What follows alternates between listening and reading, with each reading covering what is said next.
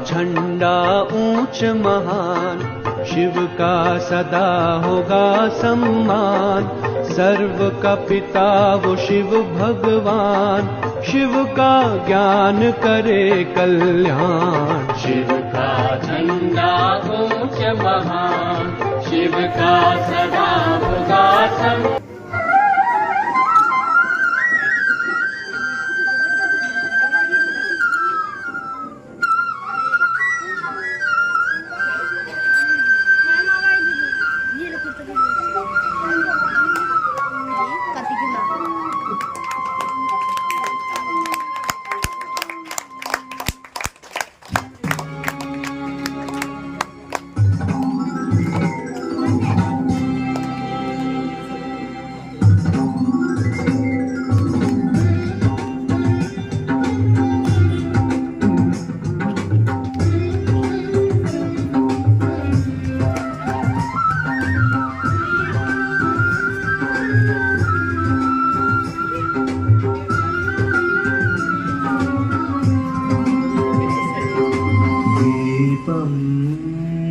विश्वदीपं रूपम् आदिरूपम् एकदैवम्।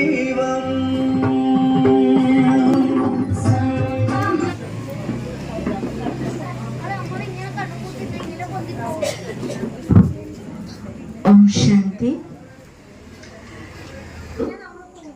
ഇന്ന് നമുക്ക് കണ്ണൂർ ഡിസ്ട്രിക്റ്റിന്റെ ഹെഡ്ക്വാർട്ടറിൽ പരിപാടി ഉണ്ടായിരിക്കുക. ഇതുപോലെ ഇവിടെ വിളക്ക് തിരി തെളിഞ്ഞിരിക്കുന്നു, അതേപോലെ നമ്മളുടെ ഉള്ളിലും ആശിക്കുന്നതായിട്ട് അനുഭവം ചെയ്യുക.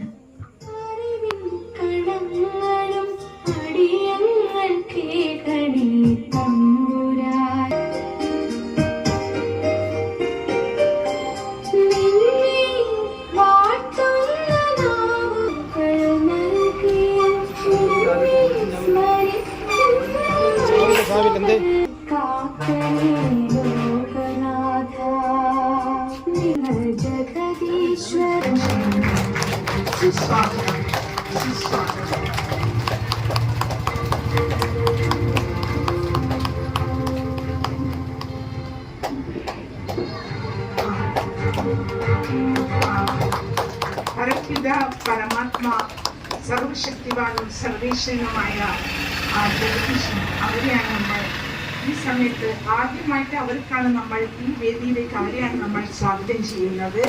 അതുകൂടാതെ ഇന്നത്തെ മുഖ്യ അതിഥിയായി ഇവിടെ എത്തിച്ചേർന്ന ശൗര്യചക്ര ജേതാവായ ശ്രീ മനീഷ് അവർ ഞാൻ എത്രയോ പ്രാവശ്യം അവരിതിനു മുമ്പ് പരിചയപ്പെട്ടിട്ടുണ്ട്. അവർ ചെയ്ത സേവനം ആർക്കും ഒരിക്കലും മറക്കാൻ പറ്റില്ല. അവർക്കും ഈ വിശ്വവിദ്യാലയത്തിന്റെ പേരിൽ ഞാൻ വളരെ സുസ്വാഗതം സുസ്വാഗതം സുസ്വാഗതം സുസ്വാഗതം.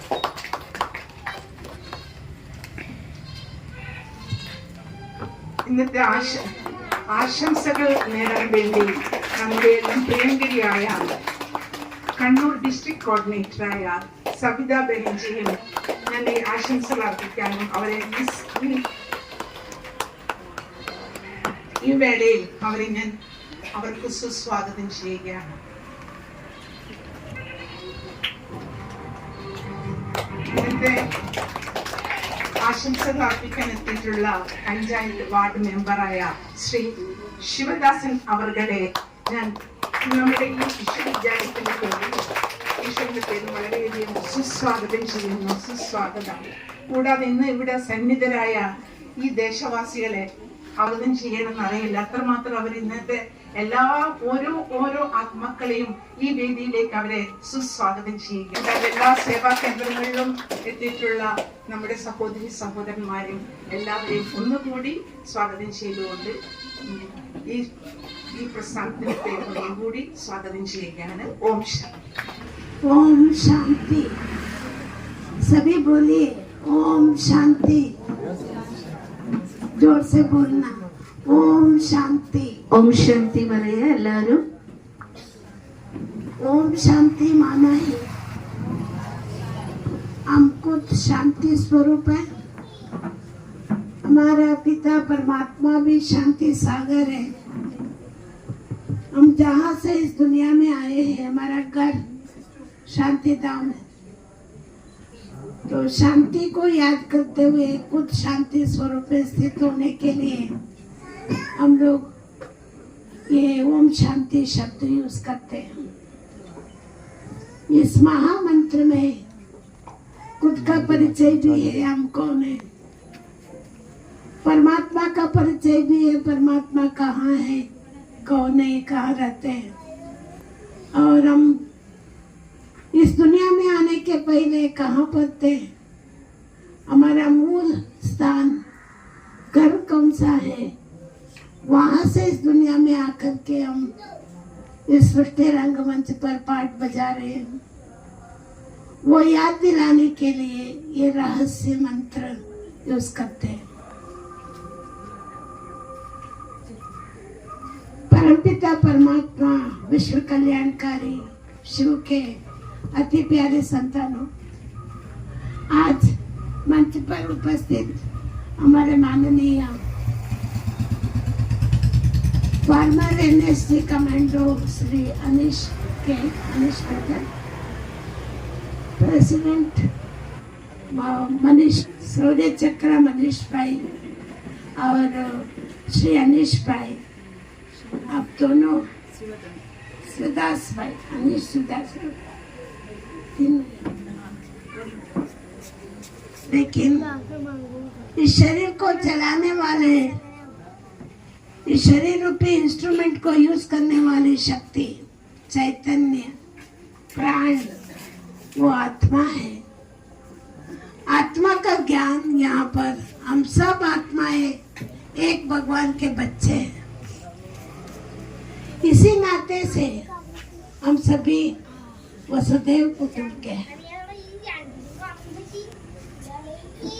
इस पवित्र संबंध से हम रोज हमारा संबंध निभाते हैं, कार्य व्यवहार करते हैं, तो हम सबके जीवन में शांति सामरस्य होगा।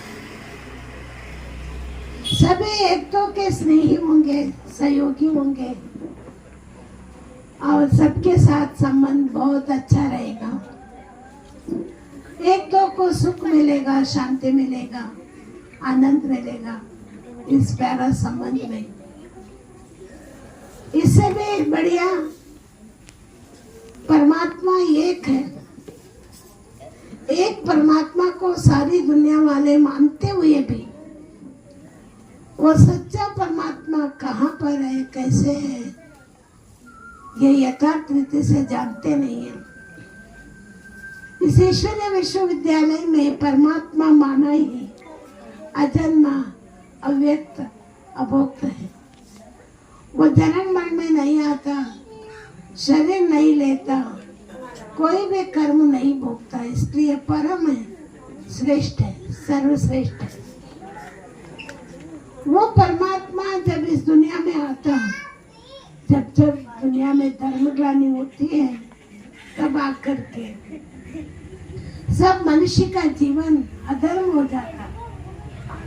जो देखना नहीं है वो देखते हैं, जो सुनना नहीं है वो सुनते हैं, जो करना नहीं है वो करते हैं। ऐसे दुस्थिति मानव का होने के समय परमात्मा इस दुनिया में अवतरित होकर के सबका कल्याण करता है। परमात्मा कहता है, मैं आता हूँ साधारण प्रकृति लेकर के, यद्वं तद्भवति है। भगवान के प्रति जो जो जिस भावना से मानते हैं, उसकी भावना का फल परमात्मा देता है। ഏറ്റവും സ്നേഹം നിറഞ്ഞ ഇന്നത്തെ ഈ സന്ധ്യാവേളയിൽ അല്ലെങ്കിൽ ഈവനിങ് സമയത്ത് നമ്മളെല്ലാവരെയും തൊട്ടുണർത്തുന്ന എല്ലാവർക്കും സ്നേഹവും ഭാവവും മനഃശുദ്ധിയും വരുത്താൻ വേണ്ടി തുടങ്ങിയ ഒരു സ്ഥാപനമായിട്ടുള്ള ബ്രഹ്മകുമാരീസിൻ്റെ രാജയോഗ സെൻറ്റർ, ഇതിൻ്റെ ഔപചാരികമായി ഈ ഉദ്ഘാടനം ചെയ്ത ശ്രീ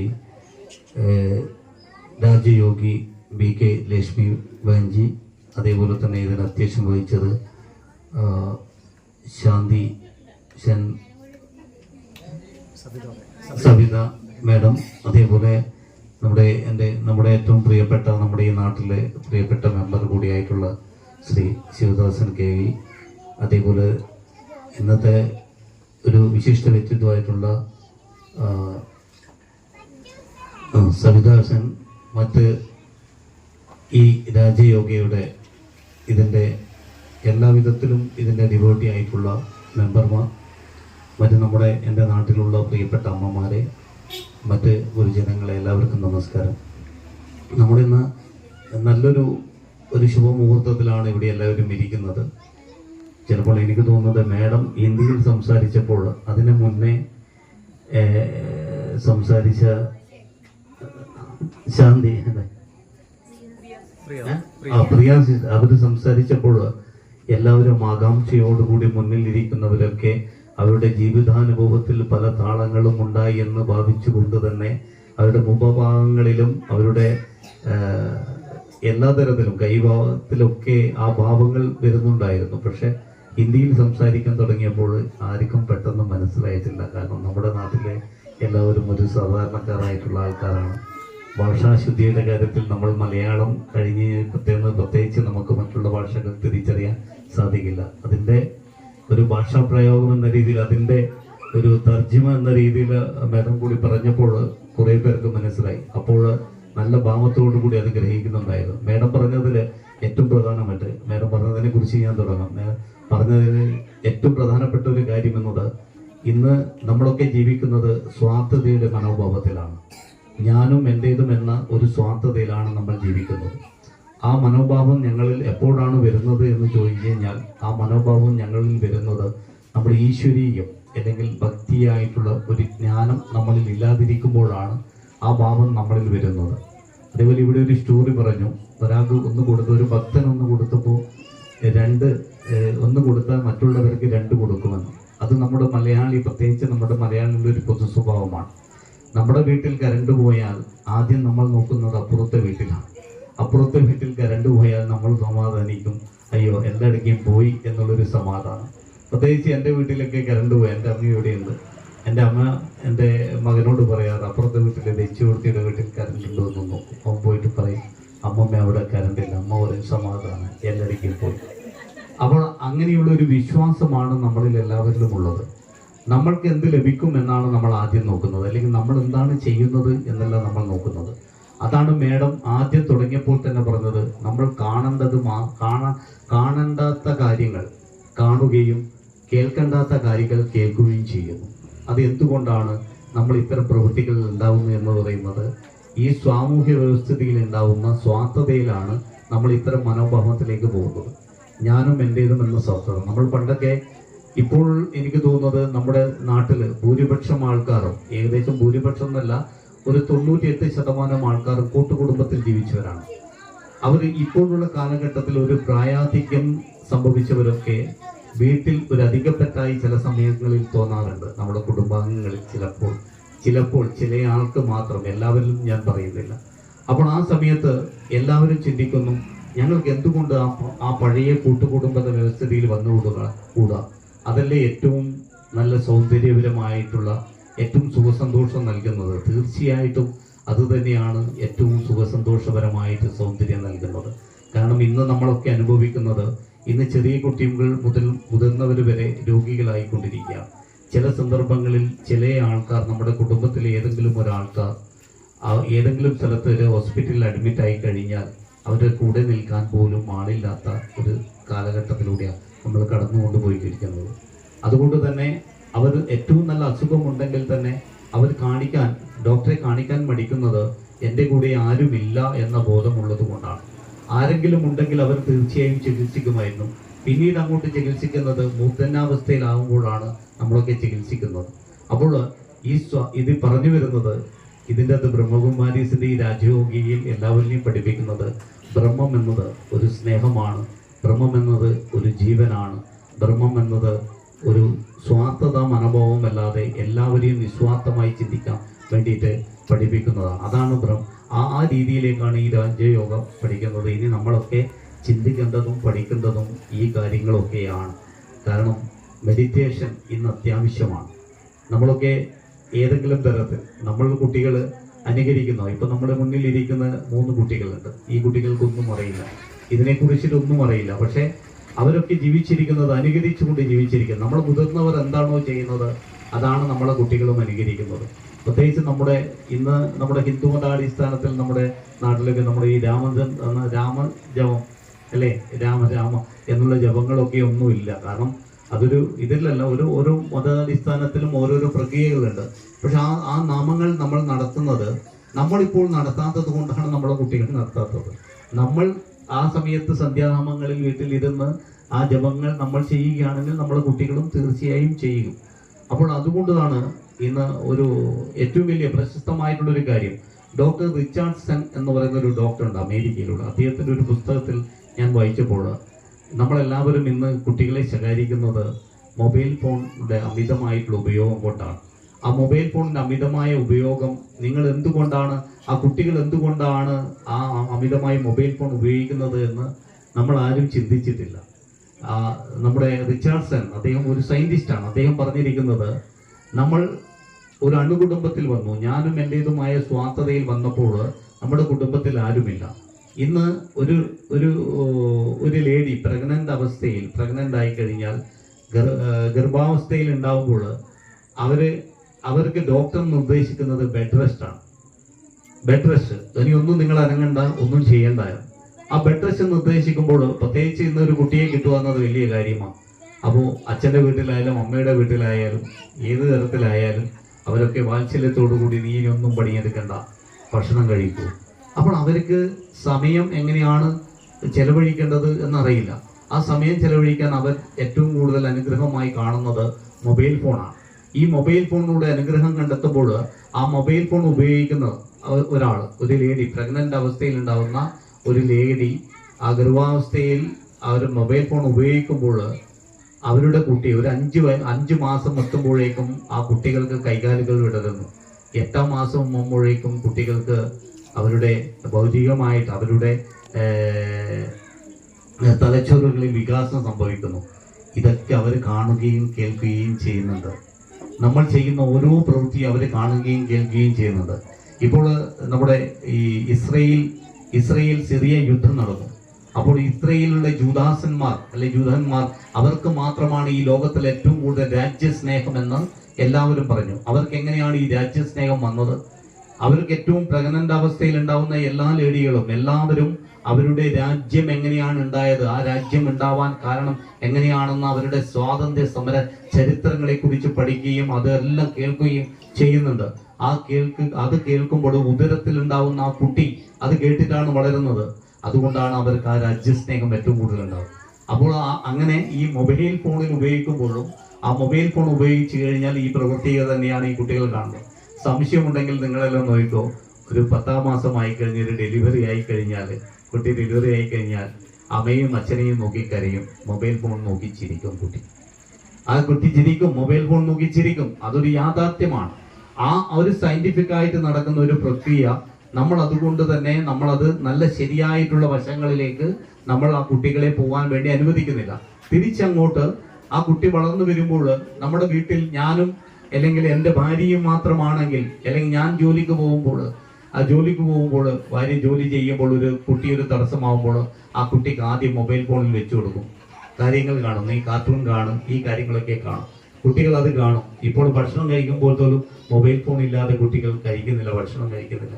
അങ്ങനെ ഒരു അവസ്ഥയിൽ വളർന്നു വരുന്ന ഒരു കുട്ടി ഒരു 5-6 വയസ്സാകുമ്പോൾ മൊബൈൽ ഫോൺ ഉപയോഗിക്കാൻ പാടില്ല എന്ന് പറയാൻ നമ്മൾക്ക് എന്ത് അധികാരമാണുള്ളത്? അങ്ങനെ പറഞ്ഞു കഴിഞ്ഞാൽ ആ കുട്ടി അനുസരിക്കും. ആ കുട്ടികളെ എല്ലാം നമ്മൾ തന്നെയാണ് ഈ പ്രക്രിയകളൊക്കെ പഠിപ്പിക്കുന്നത്. അതുകൊണ്ടാണ് പറയുന്നത്, നമ്മൾ ചെയ്യുന്ന പ്രവൃത്തിയിലൂടെയാണ് നമ്മുടെ വരുന്ന തലമുറകൾ വളരുന്നത്. ആ പ്രവൃത്തി നല്ലതാണെങ്കിൽ മാത്രമേ നമ്മുടെ സമൂഹത്തിൽ നല്ല സാമൂഹ്യ വ്യവസ്ഥ ഉണ്ടാവൂ എന്നാണ് പറയുന്നത്. അതിൻ്റെ ഒരു മറുവശമാണ് ഇവിടെ പഠിപ്പിക്കുന്നത്. കാരണം യോഗ, നിങ്ങൾ എങ്ങനെയാണ് ജീവിക്കേണ്ടത്, മറ്റുള്ളവരോട് എങ്ങനെയാണ് പെരുമാറേണ്ടത്, നിങ്ങളുടെ സാമൂഹ്യ വ്യവസ്ഥിതിയെ നിങ്ങൾ മറ്റുള്ളവരെ എങ്ങനെയാണ് കണ്ടത്, സ്വാർത്ഥത എന്ന മനോഭാവം വെടിഞ്ഞുകൊണ്ട് നമ്മളെല്ലാവരും നല്ലതായിരിക്കണം എന്ന് കാണുമ്പോഴാണ് നമ്മുടെ സമൂഹത്തിൽ എല്ലാവർക്കും സന്തോഷം ഉണ്ടാവും. ഒരാൾ മറ്റൊരാളുടെ മുഖത്ത് നോക്കി ആ മറ്റൊരാൾ നമ്മളോട് പുഞ്ചിരിക്കണമെങ്കിൽ ആ പുഞ്ചിരിക്കുന്ന ആൾക്കും ഒരു സന്തോഷം ഉണ്ടാവണം.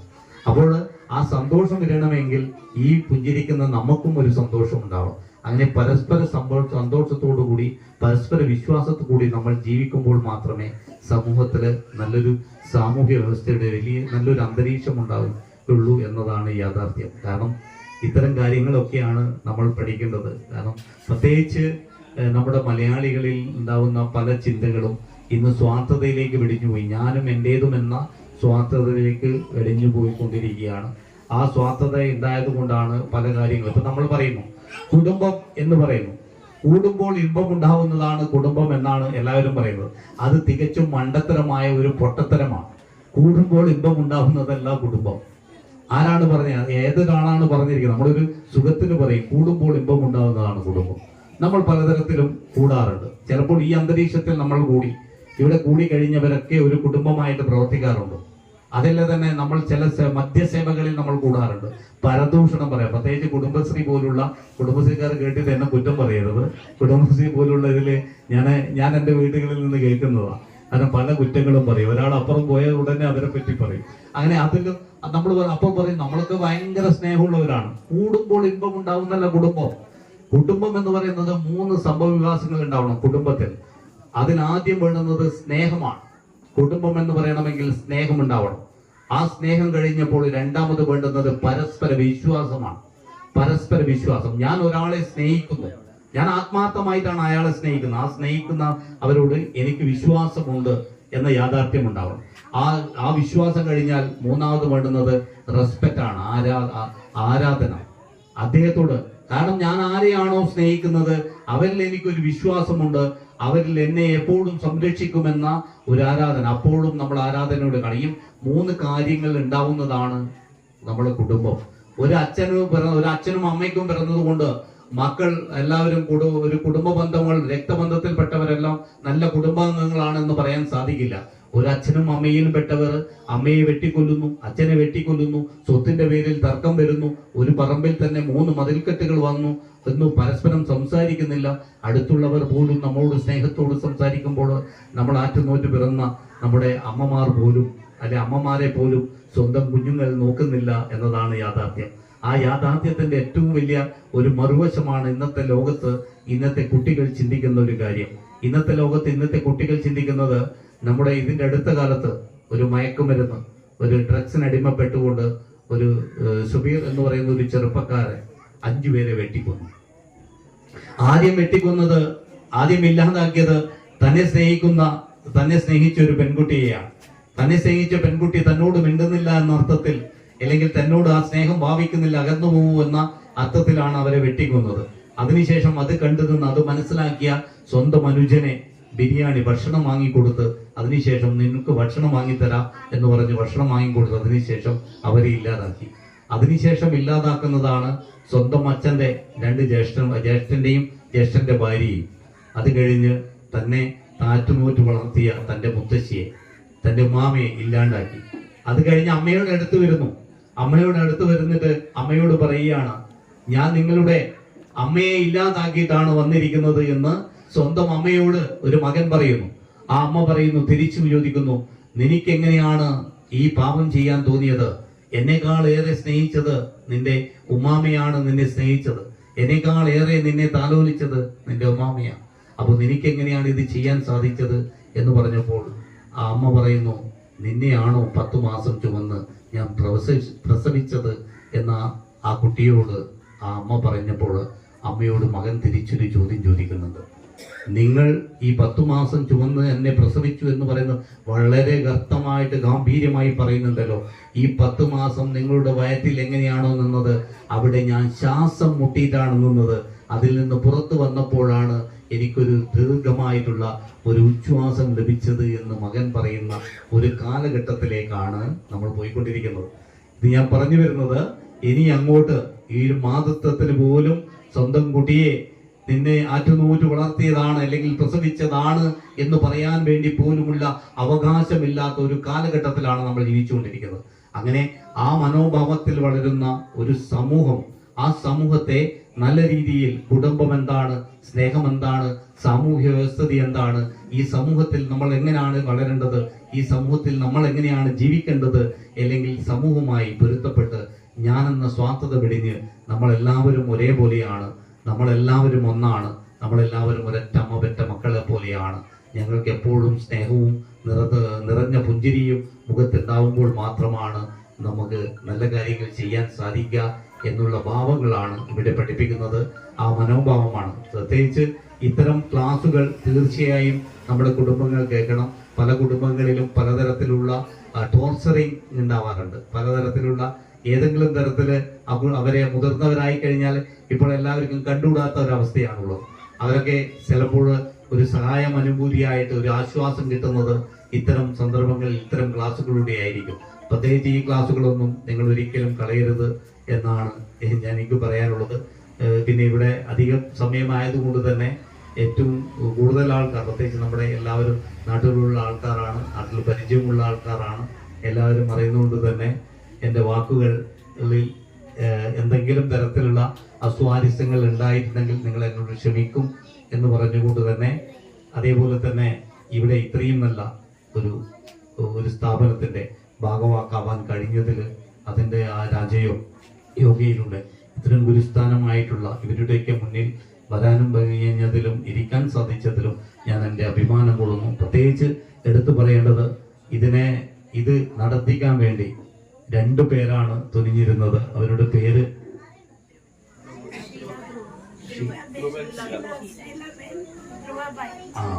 ഷീലാബാനും ധ്രുവാബായും.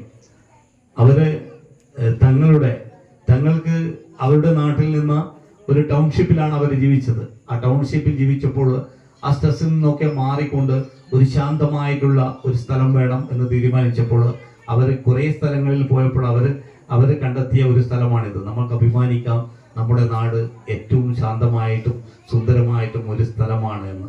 കാരണം മൈസൂരിൽ നിന്ന് ദീർഘദൂരം താണ്ടിക്കൊണ്ട് ഈ നാട്ടിലേക്ക് വന്ന് ഇവിടെയാണ് ശാന്തത ഉണ്ടാവുന്നത് എന്ന് നോക്കിക്കൊണ്ട് ഇവിടെ വരാൻ വേണ്ടി സാധിക്കുന്നതിൽ നമ്മുടെ നാട്ടുകാരാണ് അഭിമാനിക്കുന്നത്.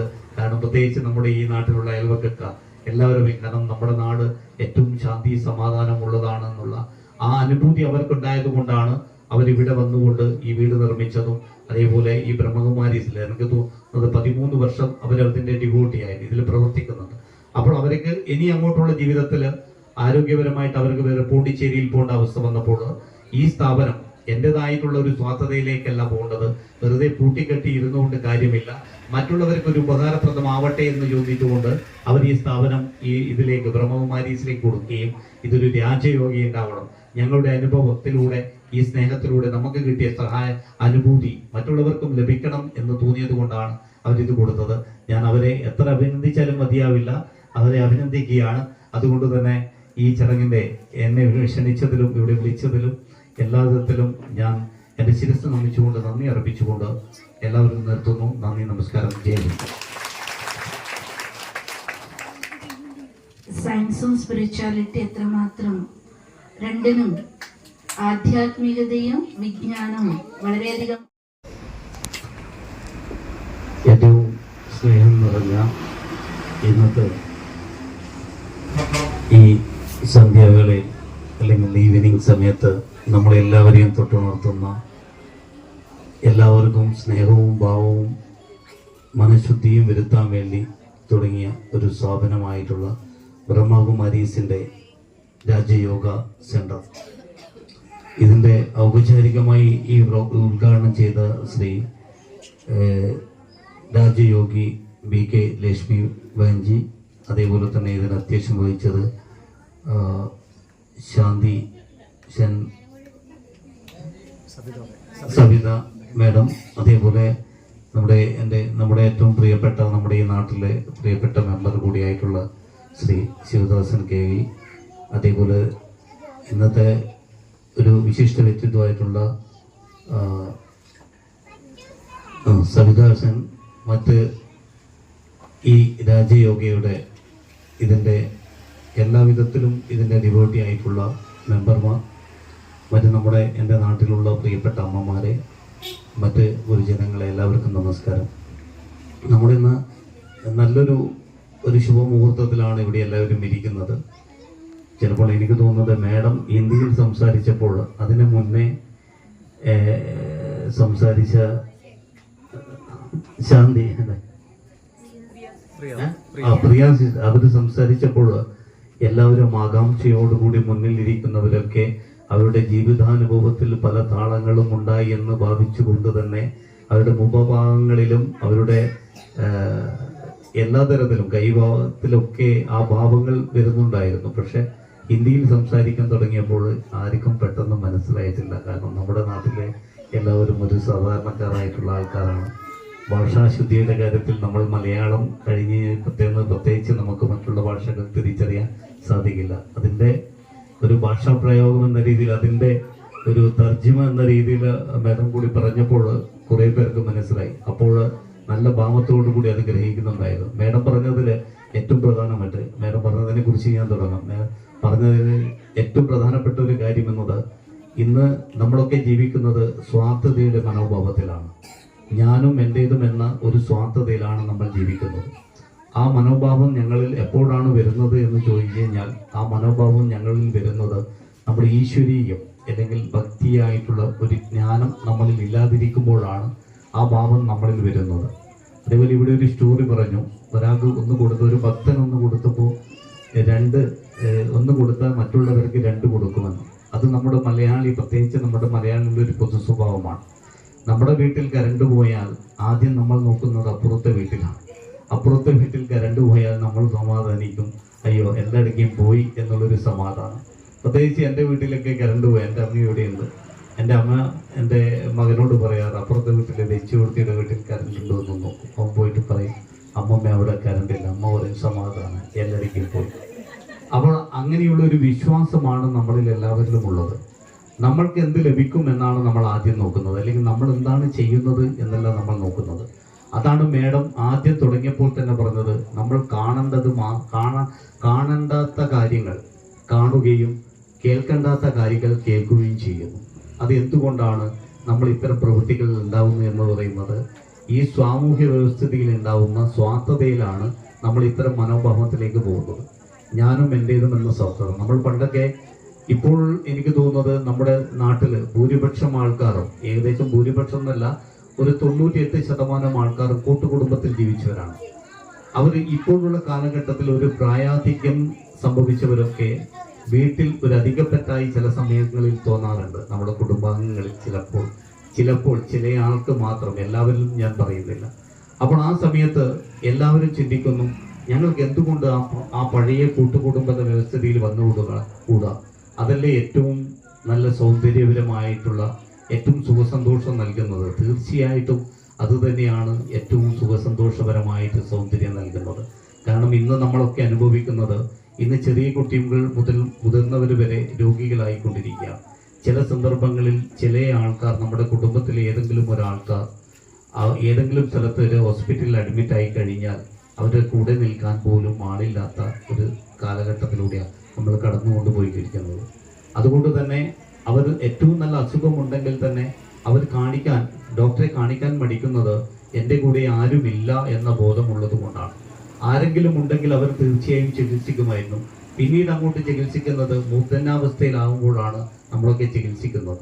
അപ്പോൾ ഇത് പറഞ്ഞു വരുന്നത്, ഇതിൻ്റെ അത് ബ്രഹ്മകുമാരീസിന്റെ ഈ രാജയോഗിയിൽ എല്ലാവരെയും പഠിപ്പിക്കുന്നത്, ബ്രഹ്മം എന്നത് ഒരു സ്നേഹമാണ്, ബ്രഹ്മം എന്നത് ഒരു ജീവനാണ്, ബ്രഹ്മം എന്നത് ഒരു സ്വാർത്ഥത മനോഭാവമല്ലാതെ എല്ലാവരെയും നിസ്വാർത്ഥമായി ചിന്തിക്കാൻ വേണ്ടിയിട്ട് പഠിപ്പിക്കുന്നതാണ്. അതാണ് ആ രീതിയിലേക്കാണ് ഈ രാജയോഗം പഠിക്കുന്നത്. ഇനി നമ്മളൊക്കെ ചിന്തിക്കേണ്ടതും പഠിക്കേണ്ടതും ഈ കാര്യങ്ങളൊക്കെയാണ്. കാരണം മെഡിറ്റേഷൻ ഇന്ന് അത്യാവശ്യമാണ്.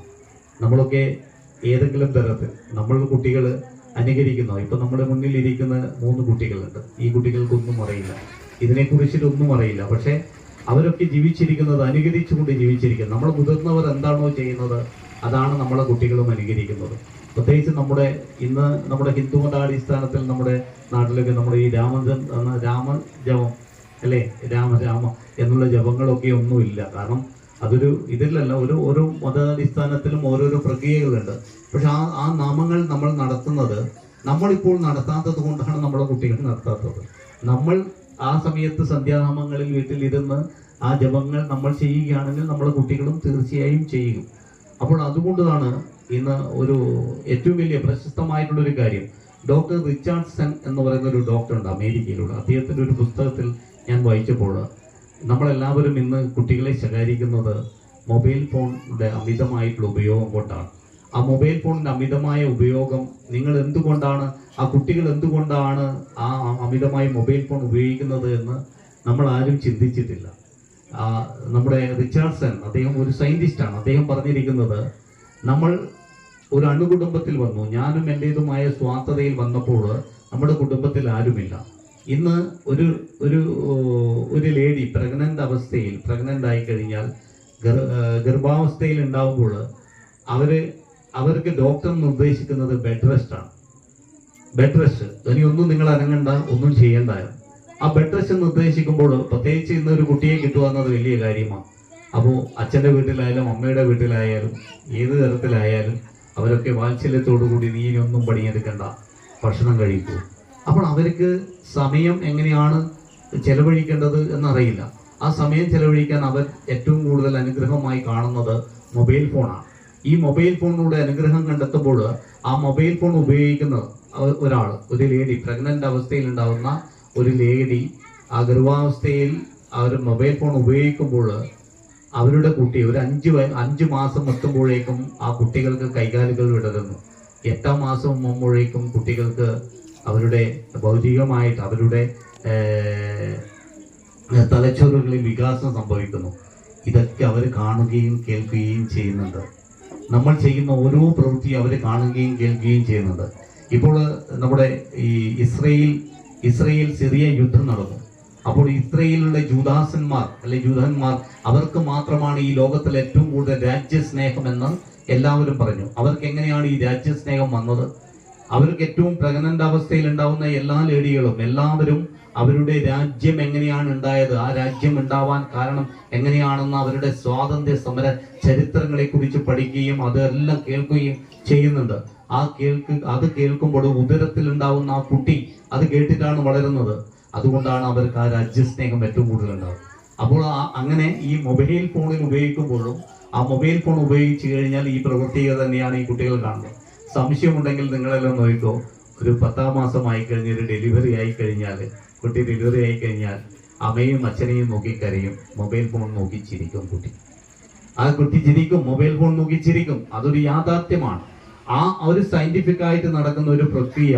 നമ്മൾ അതുകൊണ്ട് തന്നെ നമ്മളത് നല്ല ശരിയായിട്ടുള്ള വശങ്ങളിലേക്ക് നമ്മൾ ആ കുട്ടികളെ പോകാൻ വേണ്ടി അനുവദിക്കുന്നില്ല.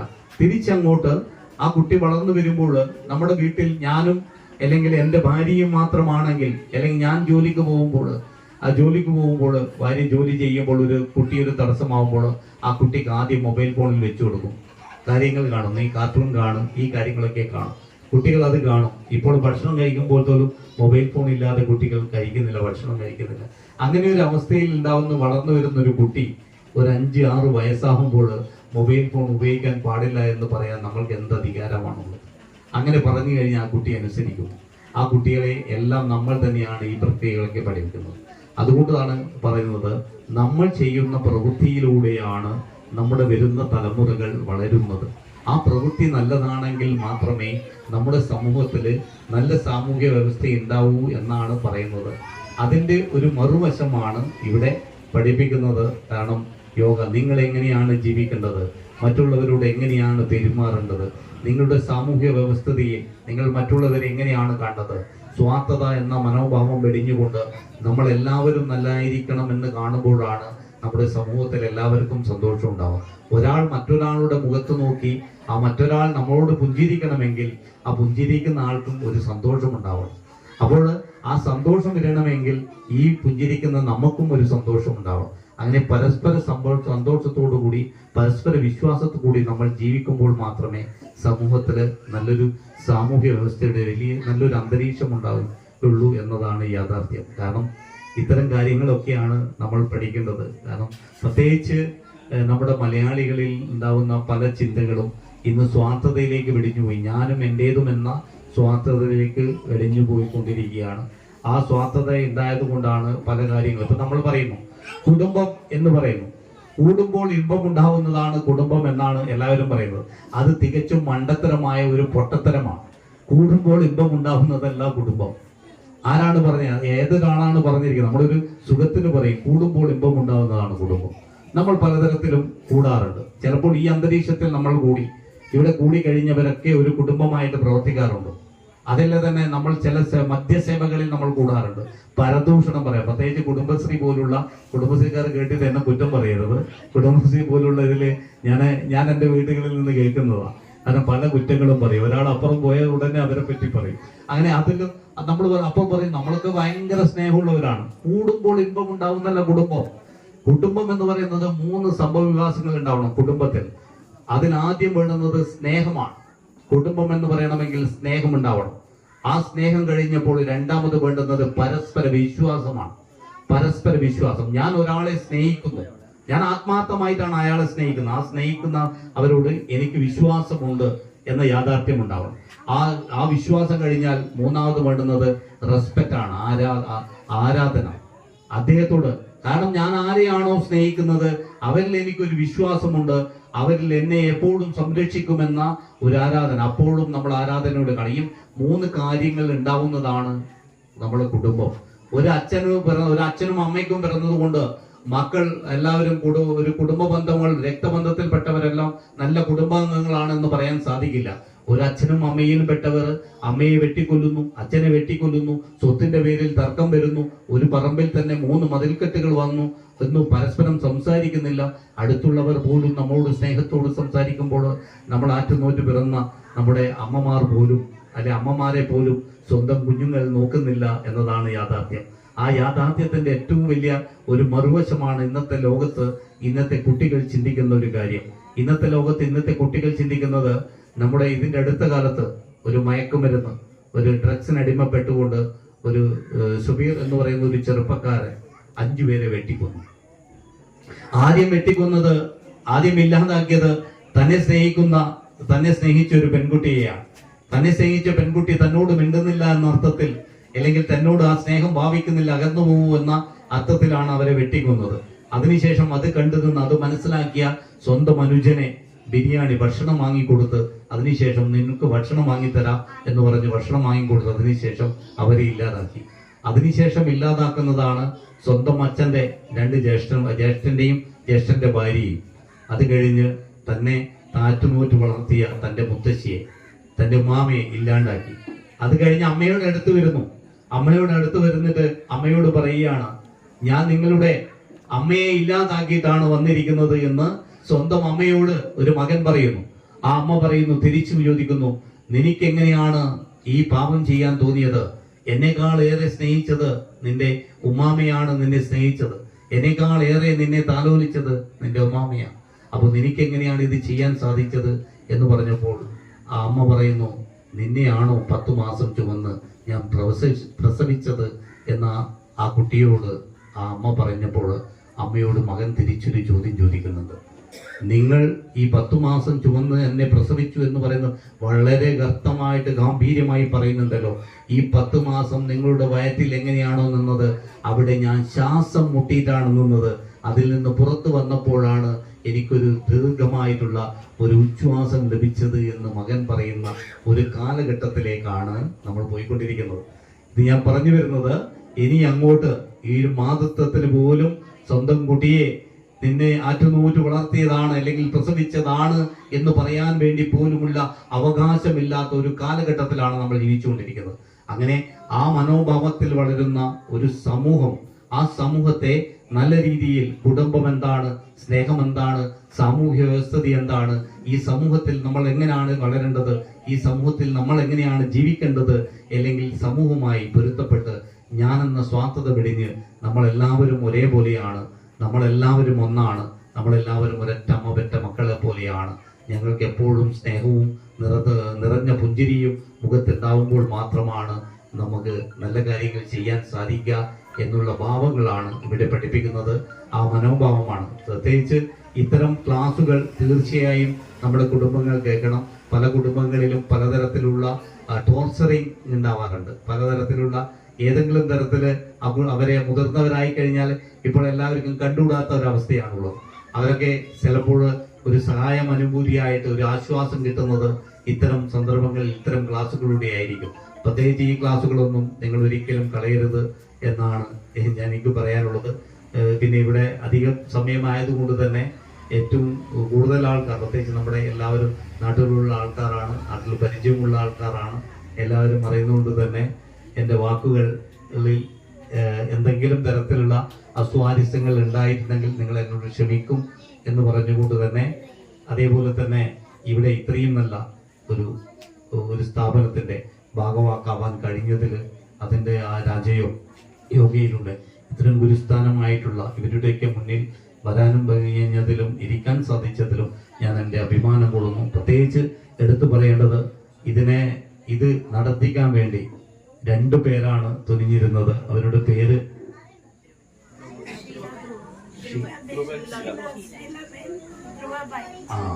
ഷീലാബാനും ധ്രുവാബായും. അവര് തങ്ങൾക്ക് അവരുടെ നാട്ടിൽ നിന്ന് ഒരു ടൗൺഷിപ്പിലാണ് അവർ ജീവിച്ചത്. ആ ടൗൺഷിപ്പിൽ ജീവിച്ചപ്പോൾ ആ സ്ട്രെസ്സിൽ നിന്നൊക്കെ മാറിക്കൊണ്ട് ഒരു ശാന്തമായിട്ടുള്ള ഒരു സ്ഥലം വേണം എന്ന് തീരുമാനിച്ചപ്പോൾ അവർ കുറെ സ്ഥലങ്ങളിൽ പോയപ്പോൾ അവർ കണ്ടെത്തിയ ഒരു സ്ഥലമാണിത്. നമ്മൾക്ക് അഭിമാനിക്കാം, നമ്മുടെ നാട് ഏറ്റവും ശാന്തമായിട്ടും സുന്ദരമായിട്ടും ഒരു സ്ഥലമാണ് എന്ന്. കാരണം മൈസൂരിൽ നിന്ന് ദീർഘദൂരം താണ്ടിക്കൊണ്ട് ഈ നാട്ടിലേക്ക് വന്ന് ഇവിടെയാണ് ശാന്തത ഉണ്ടാവുന്നത് എന്ന് നോക്കിക്കൊണ്ട് ഇവിടെ വരാൻ വേണ്ടി സാധിക്കുന്നതിൽ നമ്മുടെ നാട്ടുകാരാണ് അഭിമാനിക്കേണ്ടത്. കാരണം പ്രത്യേകിച്ച് നമ്മുടെ ഈ നാട്ടിലുള്ള അയൽവക്കക്കാർ എല്ലാവരും, കാരണം നമ്മുടെ നാട് ഏറ്റവും ശാന്തി സമാധാനമുള്ളതാണ് എന്നുള്ള ആ അനുഭൂതി അവർക്കുണ്ടായത് കൊണ്ടാണ് അവരിവിടെ വന്നുകൊണ്ട് ഈ വീട് നിർമ്മിച്ചതും. അതേപോലെ ഈ ബ്രഹ്മകുമാരീസിൽ എനിക്ക് തോന്നുന്നത് 13 വർഷം അവരതിന്റെ ഡിവോട്ടിയായിട്ട് ഇതിൽ പ്രവർത്തിക്കുന്നുണ്ട്. അപ്പോൾ അവർക്ക് ഇനി അങ്ങോട്ടുള്ള ജീവിതത്തിൽ ആരോഗ്യപരമായിട്ട് അവർക്ക് വേറെ പോണ്ടിച്ചേരിയിൽ പോകേണ്ട അവസ്ഥ വന്നപ്പോൾ ഈ സ്ഥാപനം എന്റേതായിട്ടുള്ള ഒരു സ്വാർത്ഥതയിലേക്കല്ല പോകേണ്ടത്. വെറുതെ പൂട്ടിക്കെട്ടി ഇരുന്നുകൊണ്ട് കാര്യമില്ല, മറ്റുള്ളവർക്ക് ഒരു ഉപകാരപ്രദമാവട്ടെ എന്ന് ചോദിച്ചുകൊണ്ട് അവർ ഈ സ്ഥാപനം ഇതിലേക്ക് ബ്രഹ്മകുമാരീസിലേക്ക് കൊടുക്കുകയും ഇതൊരു രാജയോഗി ഉണ്ടാവണം. ഞങ്ങളുടെ അനുഭവത്തിലൂടെ ഈ സ്നേഹത്തിലൂടെ നമുക്ക് കിട്ടിയ അനുഭൂതി മറ്റുള്ളവർക്കും ലഭിക്കണം എന്ന് തോന്നിയത് കൊണ്ടാണ് അവരിത് കൊടുത്തത്. ഞാൻ അവരെ എത്ര അഭിനന്ദിച്ചാലും മതിയാവില്ല, അവരെ അഭിനന്ദിക്കുകയാണ്. അതുകൊണ്ട് തന്നെ ഈ ചടങ്ങിന്റെ എന്നെ ക്ഷണിച്ചതിലും ഇവിടെ വിളിച്ചതിലും എല്ലാ വിധത്തിലും ഞാൻ എൻ്റെ ശിരസ് നമിച്ചുകൊണ്ട് നന്ദി അർപ്പിച്ചുകൊണ്ട് എല്ലാവരും നിർത്തുന്നു. നന്ദി, നമസ്കാരം, ജയ് ഹിന്ദ്. സയൻസും സ്പിരിച്വാലിറ്റി എത്രമാത്രം രണ്ടിനും ആധ്യാത്മികതയും വിജ്ഞാനവും വളരെയധികം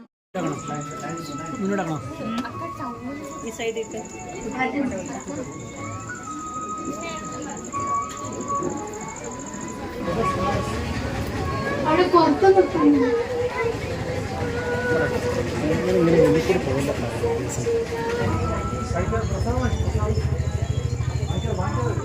അമ്മമാരും